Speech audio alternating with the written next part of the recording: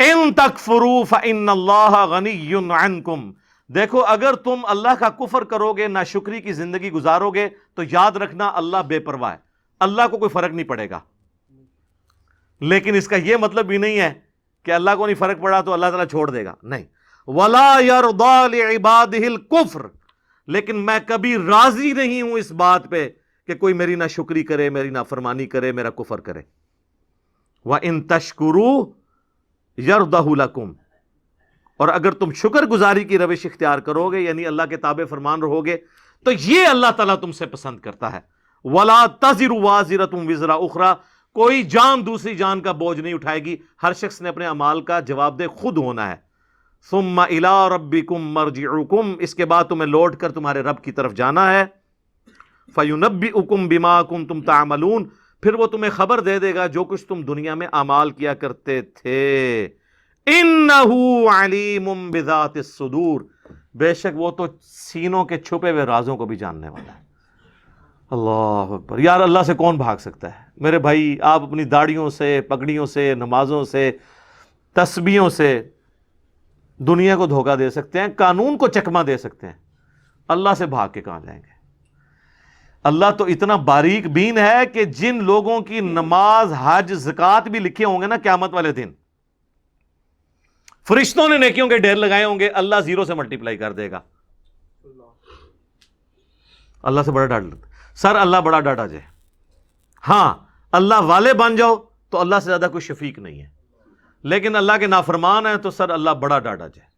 مسلم شریف میں حدیث ہے، سب سے بڑی 3 نیکیاں کون سی ہو سکتی ہیں؟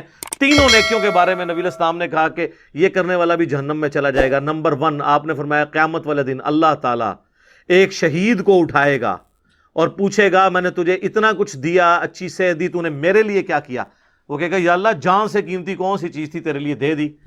تو اللہ تعالیٰ فرمائے گا تو نے جان اس لیے دی کہ لوگ تجھے بہادر کہیں، تو دنیا نے تیری بڑی تعریف کی، تو دنیا سے اپنا اجر لے چکا ہے، میرے ہاں کوئی اجر نہیں، اوندہ منہ کر کے جہنم میں۔ فرشتوں نے اسے شہید لکھا ہوا ہے، اللہ نے کہا نہ، آپ اپنی نیکیوں سے فرشتوں کو بھی دھوکہ دے سکتے ہیں، فرشتے تو ظاہری مال کو لکھیں گے، ہاں جی یہ ہے، تو یہ حساب کتاب تو بس اس خانہ پوری ہے، اصل میں تو اللہ تعالیٰ خود حساب کرنے والا ہے۔ اللہم حاسبنی حسابا یسیرا، آمین۔ پھر اللہ تعالیٰ ایک سخی کو بلائے گا کہ اتنا مال دیا تھا تو نے کیا کیا؟ وہ کہے گا یا اللہ جو بھی مجھے جگہ ملتی تھی نا کہ یہاں پہ تو نے خرچ کرنے کا کہا، میں نے کوئی جگہ نہیں چھوڑی کہ وہاں پہ خرچ نہ کیا ہو۔ اللہ تعالیٰ فرمائے گا تو نے اس لیے خرچ کیا کہ لوگ تیری تعریف کریں کہ یہ بڑا سخی ہے، تو دنیا میں تیری بڑی تعریف ہوتی تھی، میرے ہاں تیرے لیے کوئی اجر نہیں ہے، اوندہ منہ کر کے جہنم میں۔ پھر قرآن کے قاری کو بلایا جائے گا، اللہ تعالیٰ کہے گا میں نے تجھے قرآن دیا تھا، تو نے میرے لیے کیا کیا؟ کہے گا یا اللہ میں نے اتنے لوگوں کو قرآن سکھایا، قرآن کی تعلیم دی۔ اللہ نے فرمایا یہ اس لیے کہ لوگ تجھے قاری کہیں، تو دنیا میں تیری بڑی تعریف ہوئی، تیرے نام سے پہلے بھی 8 دمیں ہوتی تھی، بعد میں بھی 10 دمیں لگتی تھی، یہ میں اس کی تشریح کر رہا ہوں۔ پھر لوگ کہتے ہیں نہیں دیسی تو لکھے ہی نہیں سی ہوا، دیسی اتنا کوئی نہیں لکھا ہوتا، وہ آپ کڑنا ہوتا ہے بچوں، کیونکہ قرآن پرانا نہیں ہوتا۔ قرآن اگر نبی علیہ السلام کے زمانے میں بات ہو رہی ہے نا سورۃ الانفال میں کہ اپنے جو گھوڑے ہیں وہ جہاد کے لیے تیار رکھو، تو آج گھوڑوں کو ہم میزائل میں اور ایئر کرافٹس کی فارم میں اس کو ترجمے اور تشریح میں بیان کریں گے، ہمیں یہ کوئی گلا نہیں کرے گا یہ قرآن میں گھوڑے لکھا سی تسی یہ کیوں بیان کیتا ہے؟ تو تسی کھوتے نہ بنو، اپنی عقل بھی استعمال کرو، وہ تو ڈاکٹرن ہوتی ہے۔ اللہ تعالیٰ اس کو اوندہ منہ کر کے جہنم میں پھینکے گا۔ سر ان 3 بڑی نیکیوں سے بڑی کو نیکی کسی کو پتا تو مجھے بتا دے، شہادت سے بڑی کوئی نیکی نہیں ہے۔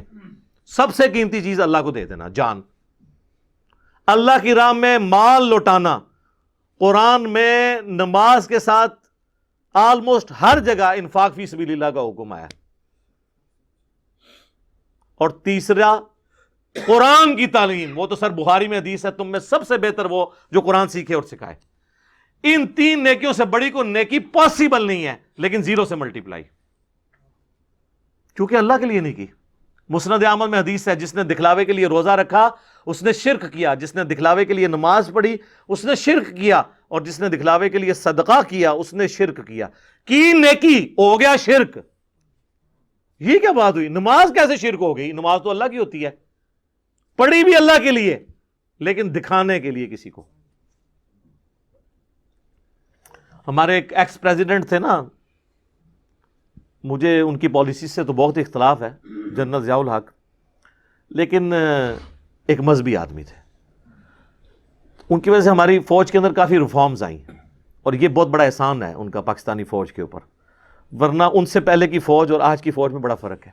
اب آپ کو مذہب کا رنگ غالب نظر آئے گا ہماری فوج کے اندر، اور جب فوج سے لوگ ریٹائر ہوتے ہیں تو میں تو سب سے زیادہ باقی اداروں کی نسبت ان لوگوں کو دیکھا ہے کہ پریکٹسنگ مسلمان ہیں، کیونکہ موت کو بڑا قریب سے دیکھ لیتے ہیں نا، تو بڑے بڑے لوگوں کی عقل ٹھکانے ہو جاتی ہے جب اپنے ساتھ آپ شہداء کی لاشیں اٹھاتے ہیں بارڈرز کے اوپر. تو بس انسان کو نظر آتی ہے یار کل تو یہ میرے ساتھ روٹی کھا رہا تھا، آج میں اس کے جسم کے لوتھڑے سمیٹ رہا ہوں. تو سب بڑے بڑے لوگوں کا قبلہ درست ہو جاتا ہے. تو جنرل ضیاء الحق صاحب چونکہ نمازی تھے بڑے پکے، تو ان کے ساتھ جو لوگ ہیں نا، انہوں نے مجھے بتایا کہ جب وہ نماز جاتے تھے لوگ بغیر وضو بھی ساتھ پیچھے کھڑے ہو جاتے تھے، کیونکہ وہ نماز پڑھنے کا تو موڈ نہیں ہوتا تھا، اور وضو تو ایک تردد ہے نا، اور وضو کسی کا چیک تو نہیں ہو سکتا سونگ کہ اس کا وضو ہے یا نہیں ہے. تو وہ اس پر ٹوٹل برے، جس طرح ہمارے یہاں پہ کئی پولیٹیکل لیڈرز کے لوگ جنازے پڑھنے کے لیے صحافی بھی آئے ہوتے ہیں، اگر آپ ان سے نماز سنیں نماز بھی نہیں آتی اور جنازہ پڑھنے کے لیے آئے ہوتے ہیں، ادھر سوٹیں لگا رہے ہوتے ہیں، ادھر میسیج دیکھ رہے ہوتے ہیں، ساتھ ہی جنازے کی اناؤنسمنٹ ہوئی، جنازہ پڑھا، نہ ان کو دعا آتی نہ وضو کیا ہوتا ہے، الا ماشاء اللہ. یعنی یہ نا آپ کہیں کہ میں ساروں کے لیے بات کر رہا ہوں. تو وہ ساری اس طرح کی جو نمازیں پڑھ رہے ہوتے ہیں وہ تو دکھلاوے کی ہو رہی ہوتی ہے نا، اللہ کے لیے تو ہو نہیں رہی ہوتی ہیں. تو استغفر اللہ الذی لا الہ الا ہو الحی القیوم واتوب الیہ من کل ذنب واتوب الیہ، آمین ثم آمین. اللہ تعالیٰ سے دعا ہے جو حق بات میں نے کہی اللہ تعالیٰ ہمارے دلوں میں راسخ فرمائے. اگر جذبات میں میرے منہ سے کوئی غلط بات نکل گئی تو اللہ تعالیٰ ہمارے دلوں سے ہی اسے محو کر دے، دھو دے، ہمیں معاف بھی فرما دے، ہمیں کتاب و سنت کی تعلیمات پر عمل کر کے دوسرے بھائیوں تک پہنچانے کی توفیق عطا فرمائے. سبحانک اللہم وبحمدک اشہد ان لا الہ الا انت استغفرک واتوب الیک وما علینا الا البلاغ المبین. جزاکم اللہ خیرا.